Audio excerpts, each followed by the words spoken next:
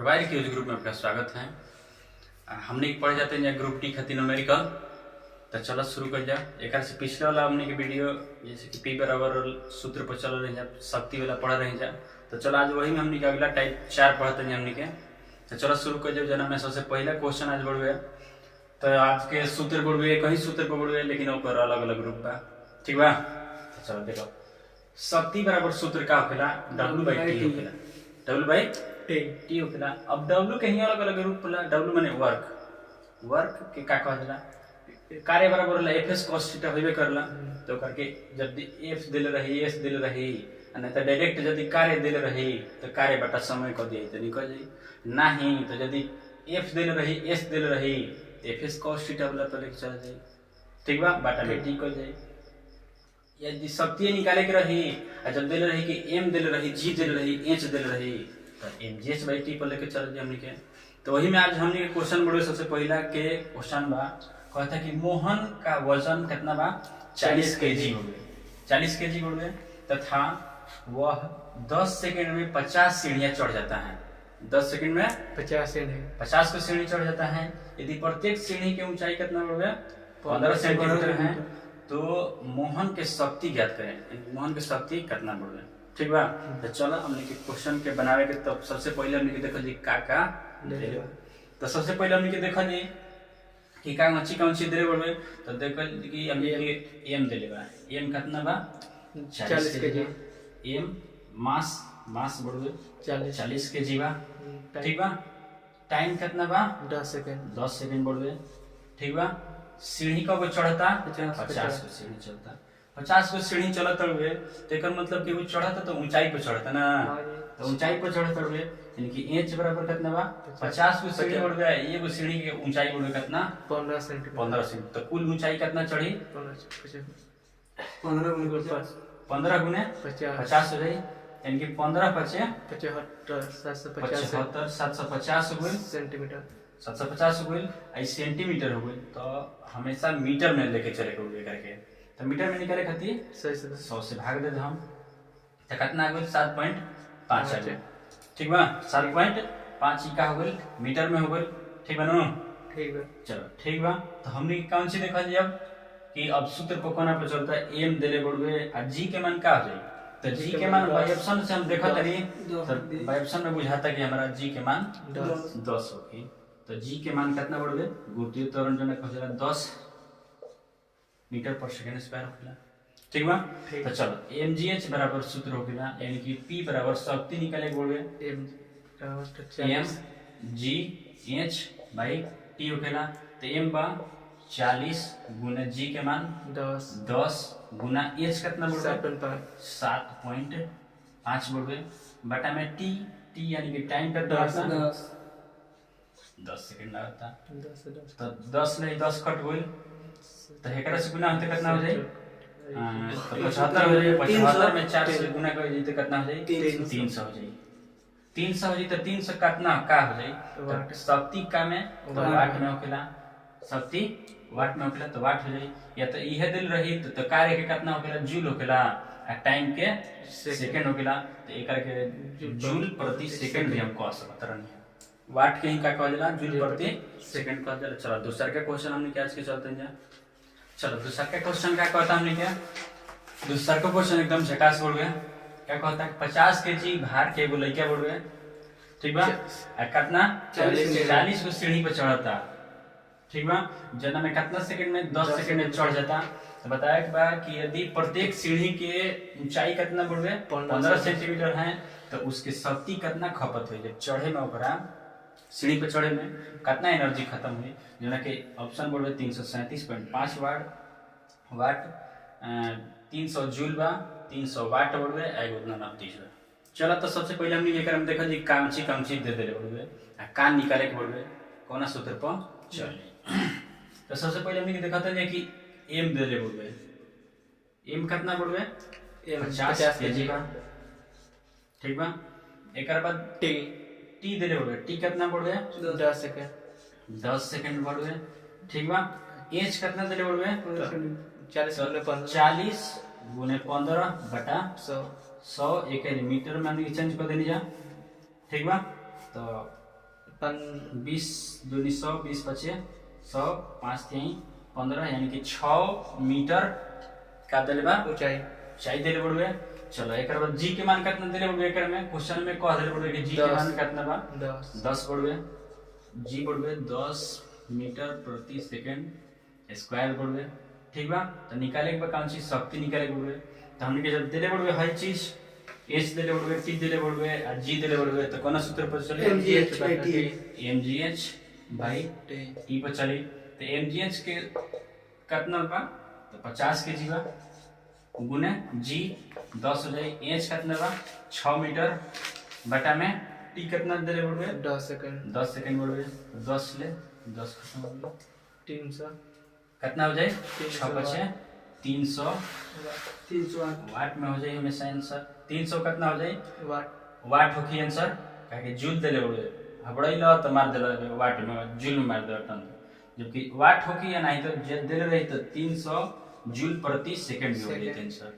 ठीक बा, ठीक तो आंसर ठीक बा, तो आंसर का हमने के सी हो जाए। ठीक बा, चलो हमने के तीसरा का क्वेश्चन देख चलते हैं जो बहुत अच्छा क्वेश्चन बा। चल आज के हमने के अगला क्वेश्चन भी पहुंचली जा। यह क्वेश्चन बहुत स्मार्ट बोल गया। चलो यदि कोई लड़का 4 मिनट में 600 न्यूटन के बल के साथ 20 मीटर की दूरी तय करता है तो उसके द्वारा खपत की गई शक्ति की मात्रा निकाले बनने के कौन से निकाले के बाद शक्ति यानी कि पावर निकाले के पी निकाले के बाद। ठीक बा, तो हमने देखो जी कौन सी दे बोले तो 4 मिनट दे बोले तो कबहू मिनट के सेकंड में चेंज करे बोले हमने के मिनट के सेकंड में सेंटीमीटर में रही तो मीटर में चेंज करेंगे। ठीक बा, तो टाइम कितना बोले हमने क्या 4 मिनट, तो 60 गुने 4 यानी कितना सेकंड हो जाए 240 सेकंड हो गए। ठीक बा, बल कितना लगा होता बल यानी कि एफ कितना बोले 600 न्यूटन हो गई। ठीक बा, चलो एक बाद दूरी कितना तय करते हुए 20 मीटर दूरी यानी कि एस बराबर कितना हो गई 20 मीटर के दूरी तय करते हुए, तो यानी कि पी के मान हमारा एक में निकाले के हुए। पी यानी कि एक के डब्ल्यू भी कह सकते नहीं, पी के ही डब्ल्यू कह दे यानी कि डब्ल्यू बराबर हमने के निकाले के कौन सी कि शक्ति यानी कि वर्क भी एक कह दे यानी कि डब्ल्यू बराबर कितना हो जाए सूत्र होखेला एफ एस होखेला। सबसे पहले डब्ल्यू निकाले जी एफ एस दिले बड़े नो पी शक्ति निकाले के हमने के, तो शक्ति निकाले खातिर हई सूत्र बड़ुए। तो मान लो कि यही सूत्र पर देखा नहीं तो डब्ल्यू निकालम पहले एफ एस के द्वारा तब न सूत्र बैठी शक्ति निकाले खातिर। शक्ति निकाले खातिर यदि सूत्र बैठाओ तनी तो सबसे पहले हमारे हई निकाले के चाहिए तब हई निकाले हमने के। ठीक बा, तो यानी कि डब्ल्यू बराबर निकाले खातिर एफ एस सूत्र होखेला। डब्ल्यू बराबर एफ एस होखेला, तो एफ एस कैसे निकली तो एफ कितना दिले बड़ुए 600 न्यूटन। डब्ल्यू कितना हो जाए 600 गुने कितना हो जाए एस 20 बड़ुए तो कितना हो जाए 6 दूनी 1200 यानी कि 12 पर 3 गो जीरो कितना का हो गई वर्क हो गई। तो ये वर्क निकल गई तब हमने के शक्ति निकाले हो गए। तो शक्ति बराबर सूत्र का होला P बराबर W/T होखेला। तब W के का कह दिए हमने के W बराबर आगे बढ़ दे हमने के 12 को 3 गो जीरो और T के मान कितना दिले बड़ुए 240 सेकंड दिले बड़ुए। तो भाग दे देबे एकर में। ठीक बा, 24 5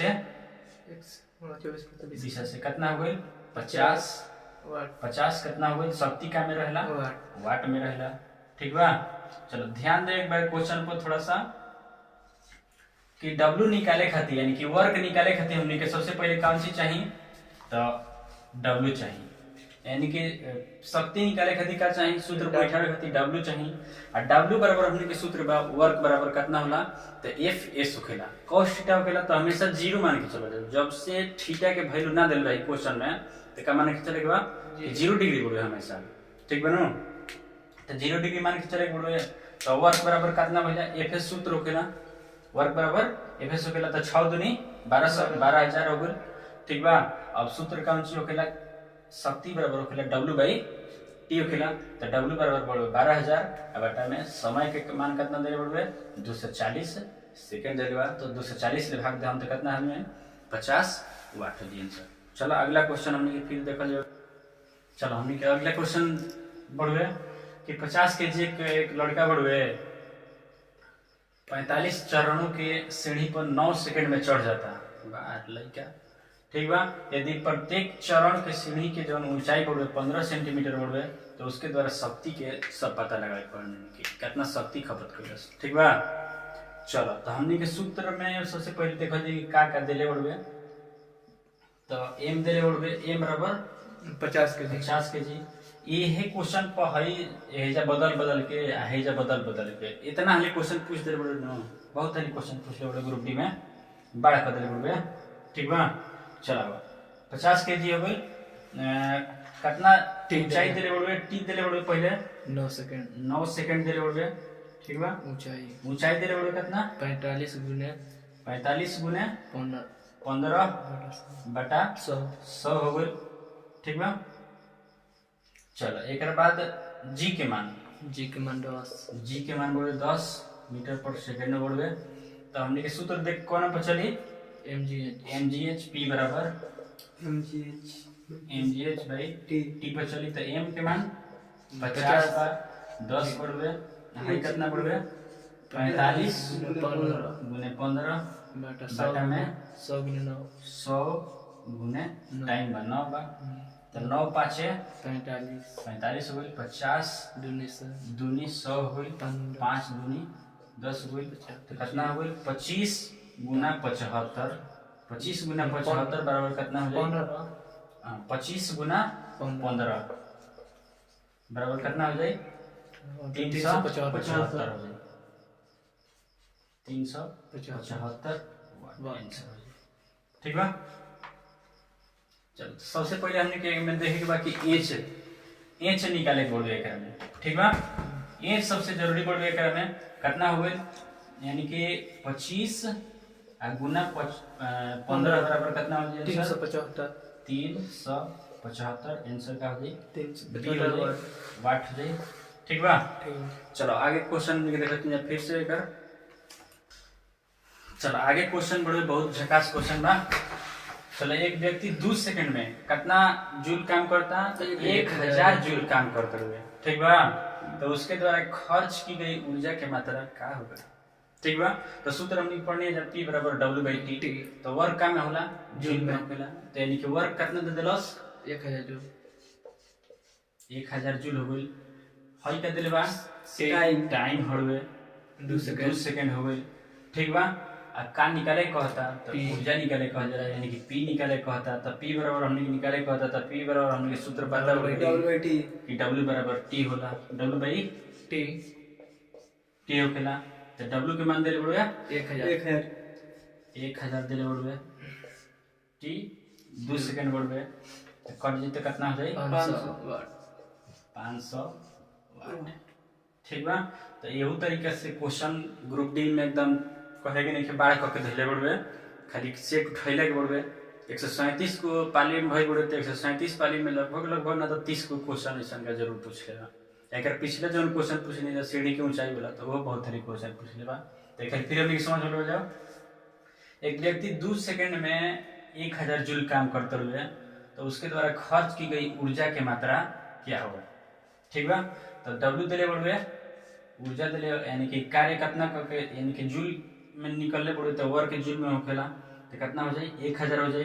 टाइम कितना लेते हुए 2 सेकंड लेते हुए, P निकाले पड़वे, तो कितना हो जाए P बराबर W/T होखेला। तो W यानी कि 1000 बढ़वे बटा में 2 हो जाए 500 वाट आंसर। चलो आगे क्वेश्चन हमने के देखते हैं। चलो आगे क्वेश्चन पूरा हमने कि एक 40 केजी वाला एक लड़की 4 सेकंड में 5 मीटर की ऊंची होने वाली सीढ़ियों पर तेजी से चढ़ जाती हैं, तो उसके द्वारा विकसित की गई शक्ति निकाले पड़े, शक्ति मतलब P निकाले पड़े हमने के। तो सबसे पहले हमने के देखो जी का दिले पड़े, तो कांची दिले पड़े, तो P बराबर हमने के सूत्र पता पड़े, P बराबर का होला W/T होखेला। तो यानी कि हमने के निकाले के बाद कांची P निकाले के पड़े, P निकाले के बाद P बराबर का होला सूत्र W/T भी होखेला। अब mgh देले रही, mgh होला तब ना mgh/T भी देले बड़वे, ठीक बा। mgh बाई टी पे निकल जाए सकता है हमनी के 40 kg। ठीक बा, चलो p बराबर होखेला mgh बाई टी पे भी हमनी के निकाल सकते हैं p बराबर। ठीक बा, तो m के मान कितना बा 40 kg बढ़वे, g के मान भाई ऑप्शन से 10 ले लो हमनी के, h कितना बढ़वे 5 मीटर के ऊंचाई, t के मान कितना बा 4 सेकंड बढ़वे 10 तो कितना हो जाए 500 वाट 500 वाट हो जाए। इधर बनाने का तरीका एक और तरीका बढ़वे, जैसे कि मान लो कि पहले वर्क निकाल जी W बराबर mgh निकाल जी, फिर p बराबर भी ऐसे भी निकाल सकते हैं। यानी कि मान लो कि वर्क बराबर निकाला था तो W बराबर का हो जाए, तो fs ऐसे करके भी निकाला जा सकता है। यानी कि मान लो कि W बराबर mgh हो गया ना सूत्र, mgh भी होकेला तो फिर mgh हो गई और फिर बाद में फिर करब t, तो वही बात हो जाए ना, आगे कर वैसे करवा चाहे। ठीक है, चलो आगे क्वेश्चन हमने के एक और देखते हैं, लास्ट क्वेश्चन आज के। चल आगे हमने के आज के क्वेश्चन बढ़े, यदि 40 न्यूटन के भार वाली कोई लड़की 160 वाट के शक्ति से 20 सेकंड तक एक रस्सी पर चढ़ती है तो कितनी ऊंचाई तक पहुंच सकेगी। एकरा में कहानी एक बार ऊंचाई भी निकाल दो एक बार हमने के एकरा में। चलो सबसे पहले हमने के देखा जी कांची देले बढ़ गया कौन सूत्र पर चली, तो सूत्र होखेला शब्द सामने बढ़ गए, तो हमने के देखा जी पहले का के देले बढ़ गए, तो हई कांची हट गए, हाँ भार देले बढ़ गए, यानी कि कांची देले बढ़ गए, तो W बराबर देले बढ़ गए हमने के 40 न्यूटन देले बढ़ गए। ठीक बा, 40 न्यूटन देले बढ़ गए, भाई कितना हो गए इस शक्ति देले बढ़ गए हमने के, शक्ति बराबर कितना बा 160, p बराबर कितना देले बढ़ गए 160 वाट देले बढ़ गए। ठीक बा, निकाले पर कितना ऊंचाई तक चढ़ सकती हैं, कितना ऊंचाई तक चढ़ सकती हैं, टाइम कितना देले बढ़ गए में 20 सेकंड देले बढ़ गए, तो g के मान कितना हो जाए 10 हो जाए। ठीक बा, चलो 10 मीटर प्रति सेकंड स्क्वायर हो जाए। ठीक बा, तो चलो एक बाद हमने कौन सूत्र बैठाओ जाए, तो p बराबर सूत्र कौन सी होखेला mgh बाई t होखेला, p बराबर mgh बाई t होखेला, तो p बराबर कितना बा 160 बढ़ गए, m के मान कितना बढ़ गए, तो m के मान हमनी के हमें देले निकाला नो p बराबर w/t, भार बराबर भी होखेला न्यूटन में होखेला, भार बल भी न्यूटन में होखेला, भार भी न्यूटन में होखेला। ठीक बा, तो 40 हो गई, तो 40 गुने कितना हो जाए 10 हो जाए, h के मान ही हमने के निकाले के पड़े, बटा में कितना हो जाए, t के मान कितना देले पड़े 20 सेकंड देले पड़े। ठीक बा, तो 20 दूनी 40 हो गई, 2 एक 0 से 1 0 खत्म हो गई, 2 8 16, यानी कि h के मान कितना हो गई 8 मीटर हो गई, यानी कि आंसर कितना हो जाए ये हो जाए। ठीक बा, हमने के अब अगला पार्ट में मिला जाए जो ना में एक और क्वेश्चन बढ़वे टाइप 5 बढ़वे। चलो ठीक बा, हमने के अगला पार्ट में मिला जाए। धन्यवाद।